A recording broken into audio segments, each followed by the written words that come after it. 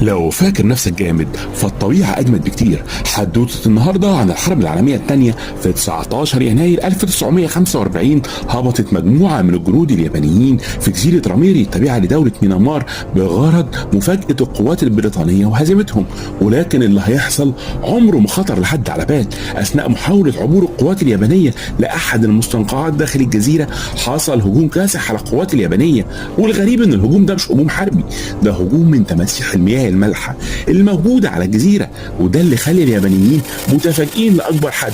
الهجوم ده تسبب في إبادة الكتيبة اليابانية بالكامل، وكانت الخسائر ما بين 1000 ل 1500 ما بين قتيل وجريح.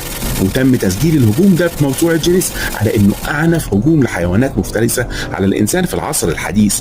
قول لنا في التعليقات، لو كنت مع الجنود اليابانيين كنت هتعمل ايه؟